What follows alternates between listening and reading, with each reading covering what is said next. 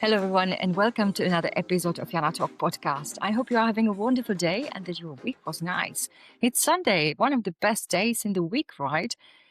I have more questions to all of you at the beginning. Have you ever wondered if you feel happy in your life, or if even if everything is perfect on the surface, that you have everything on the material world? Have you ever wondered, or have you ever thought that something is missing in your life? When I was younger, there was a theory or some information. It's not a theory, it's a fact that around 40, 50 years old, there is midlife crisis. But recently, actually, I have realized it's not a crisis.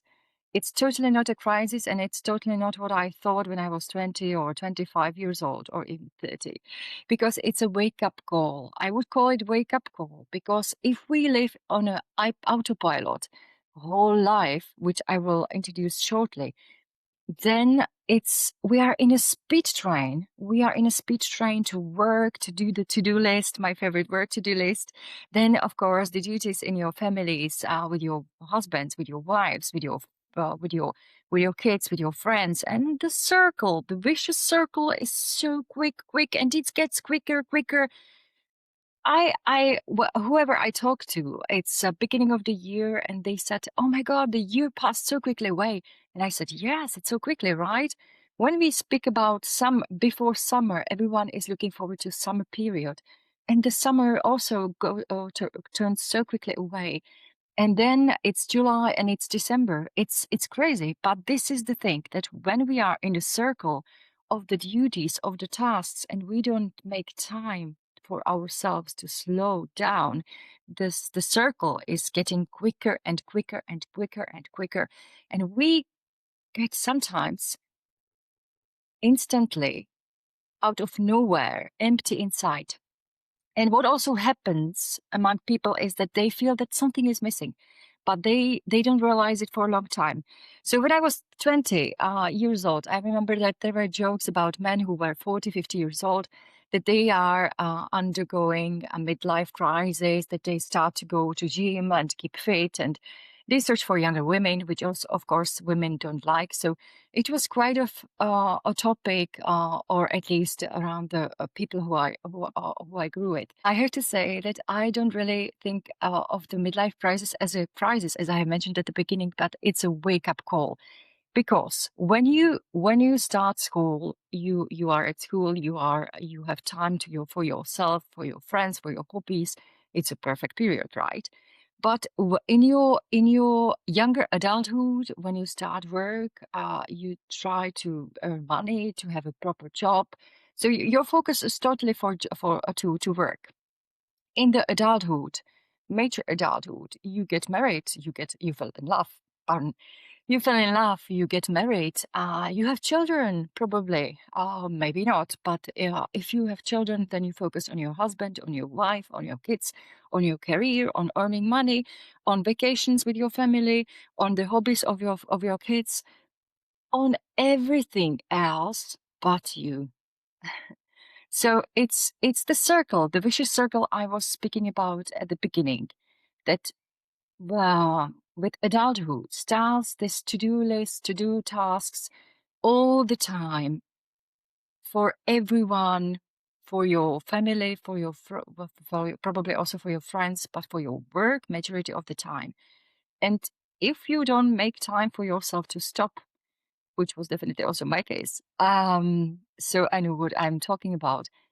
When you don't make time for yourself to stop, to think about if this makes you happy, if you really like this, if you want to do this, you are in a speed train, not getting off, not slowing down.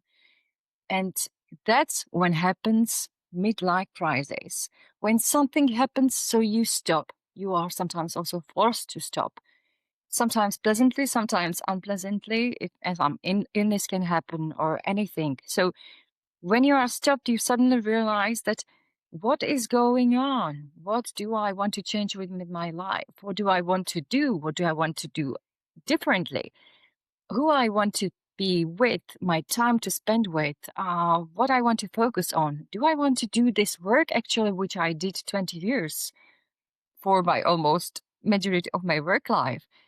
And these questions, they are difficult questions because sometimes you find out that the things which you did the majority of your life is something else that you want to do.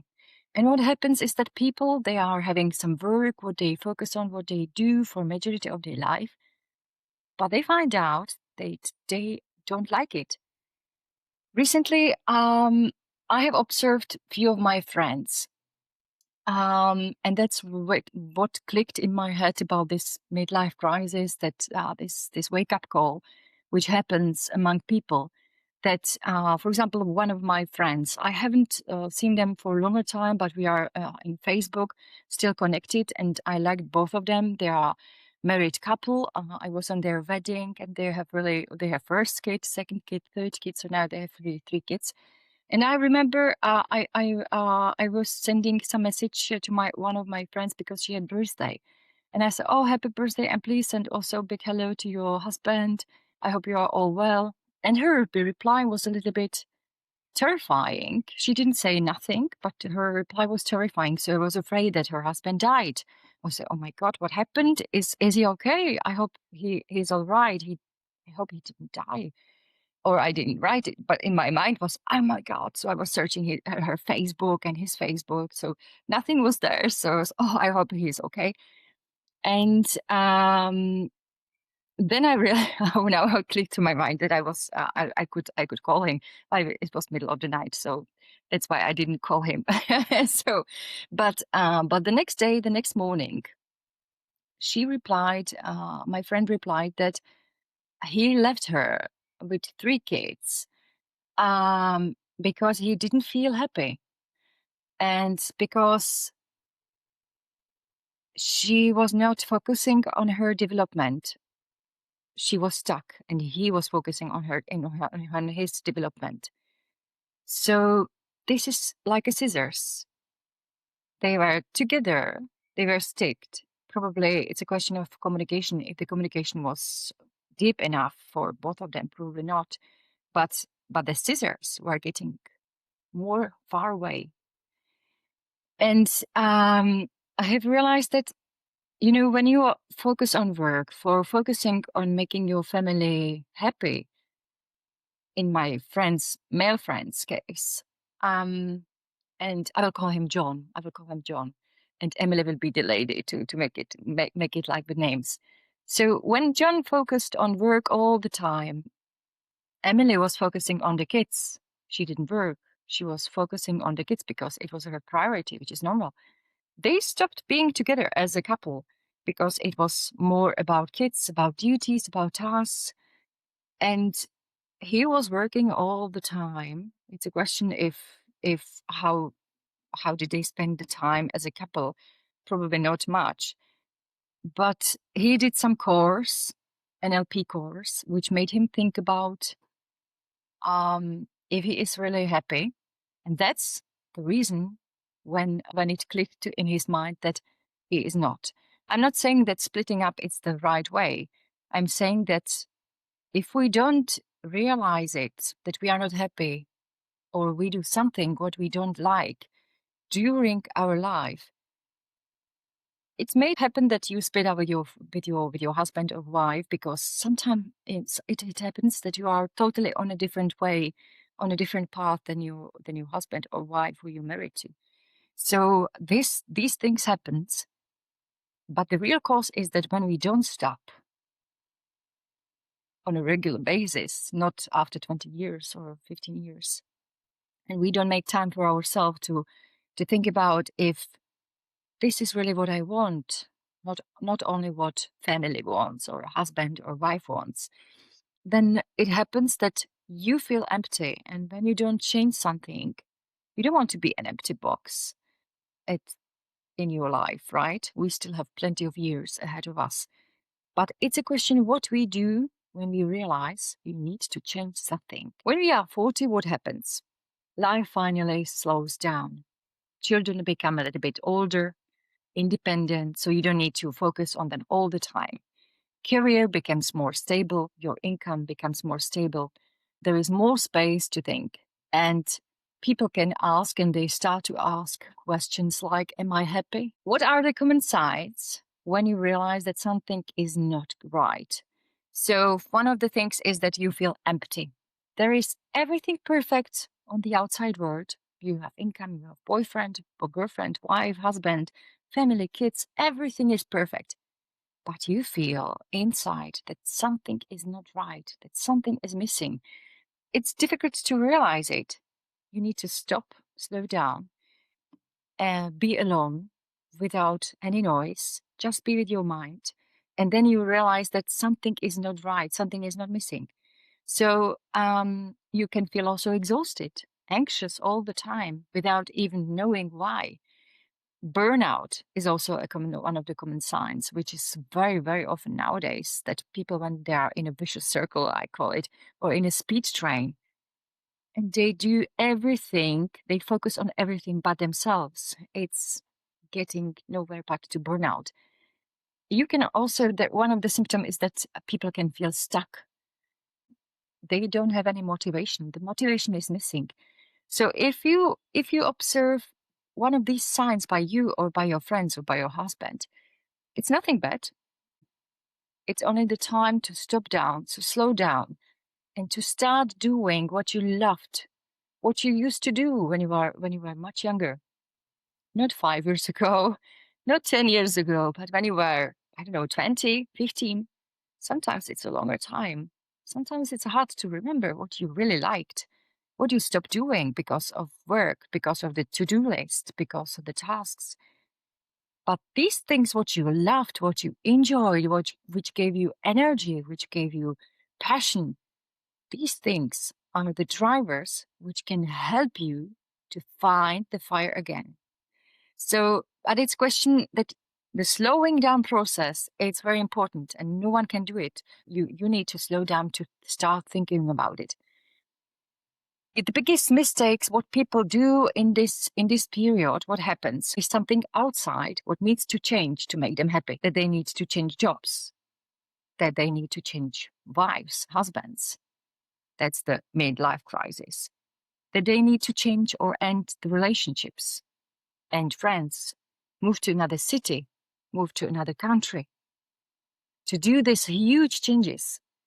But actually, the key to feeling much better is not only, of course, to listen to Jana's podcast, but I'm joking, of course. One of the keys, which is helping, is slowing down, writing down what makes you happy, what brought you joy when you were a kid, making a big list of 50 things or 100 things, not 10, not 5, right? 50 or 100.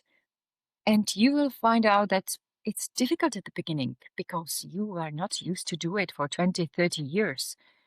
You stop doing it. Why? Because you were focused on work. You were focused on priorities.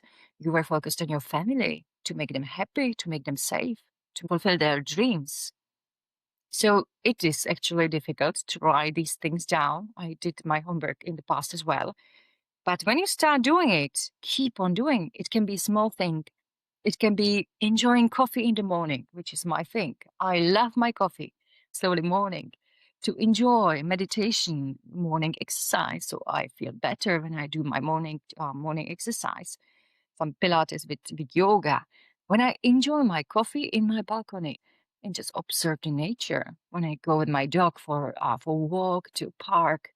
When I listen to the music, it can be really small things which make you feel better, which make you feel nice, which make you feel present. It can be also practicing sport. What kind of sport?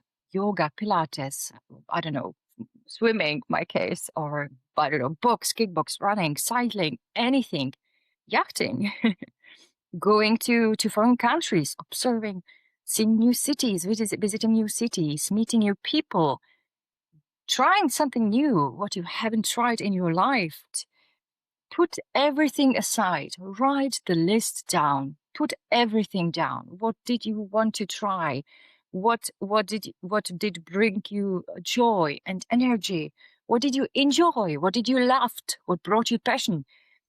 These things are key to bring you fire back in your life and to feel much, much better. So it's not a theory. Actually, I've done everything what I'm mentioning, and it really helps. At the beginning, it's difficult to make the list. It is. It is really difficult. But when you continue, and then when you do the action plan, that you put few of the things in your daily routine, weekly routine. Every month you visit some new city. Every month you visit some exhibition. Every month you do something what you are scared of. You feel much better. You feel much better, and you have joy, and you feel good about yourself that you overcame this kind of, I don't know, it's not a fear, it's being stuck doing something the same all the time, year after year, years after years. It makes you feel again a little bit of joyful, alive, that you start to feel better and better.